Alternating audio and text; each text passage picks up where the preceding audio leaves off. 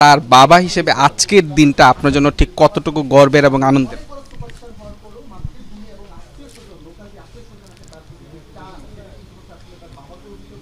হ্যাঁ, অত্যন্ত গর্বের। ঠিক আছে, থ্যাংক ইউ।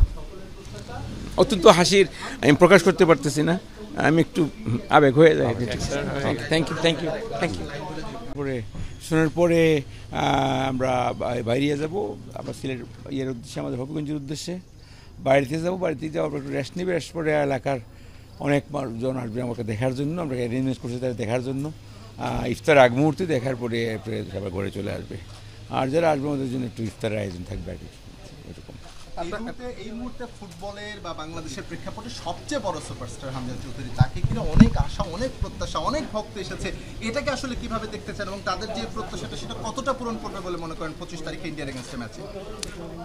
আমরা তো মনে করতেছি, আমরা আশা করতেছি যেভাবে ফুটবল ভক্তরা আশা করতেছে তাদের আশা আল্লাহ পূরণ করবে, এইটাই করতেছি, আশা করতেছি, দোয়াও করতেছি যাতে যাতে আমরা ওই ম্যাচে কিছু একটা দেখতে পারি যে আমাদের আশা পূরণ হওয়ার মতো।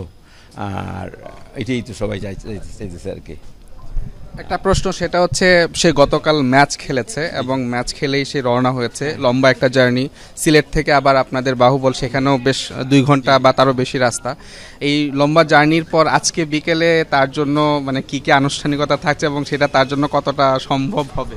হ্যাঁ, বেশি আমরা দেশের এলাকার লোকজন সবাই আসবে, যখন তারা আসবে সবাই আসলে পরে দেখতে তো হবে, তো বাড়ির ভিতরে ঢুকাইতে পারবো না।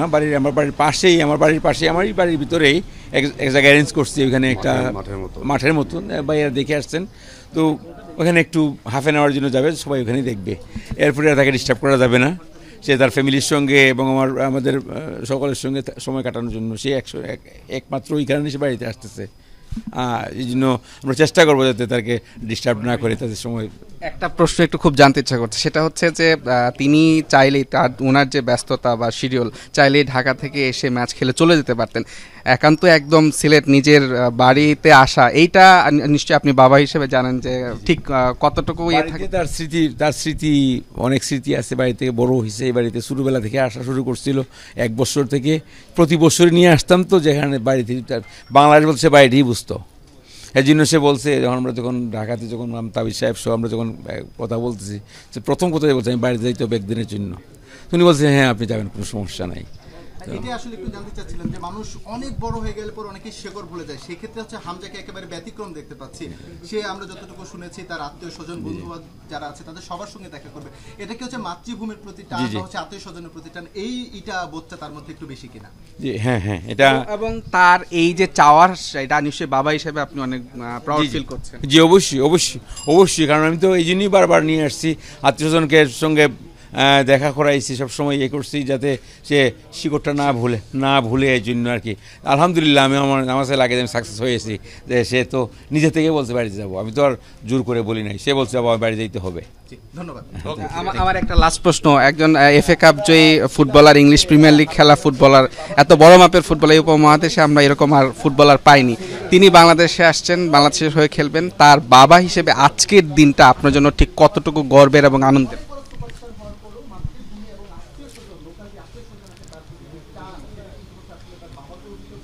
হ্যাঁ, অত্যন্ত গর্বের। ঠিক আছে, থ্যাংক ইউ। অত্যন্ত হাসির আমি প্রকাশ করতে পারতেছি না, আমি একটু আবেগ হয়ে যায়। Thank you, thank you, thank you. ঠিক আছে দর্শক, আপনারা দেখতে পাচ্ছিলেন যে হামজা চৌধুরীর বাবা, তিনি কিন্তু শেষ মুহূর্তে বিমানবন্দরে কথা বলছে, কিছুটা আবেগ আপ্লুত হয়ে পড়েছেন। তার ছেলে ইংলিশ প্রিমিয়ার লিগের ফুটবলার, তিনি বাংলাদেশে এসছেন এবং তিনি বাংলাদেশে আসছেন, তার বাবা হিসেবে তিনি কতটা আনন্দিত, শেষ মুহূর্তে তার চোখের জল সেটি কিন্তু বুঝিয়ে দিল।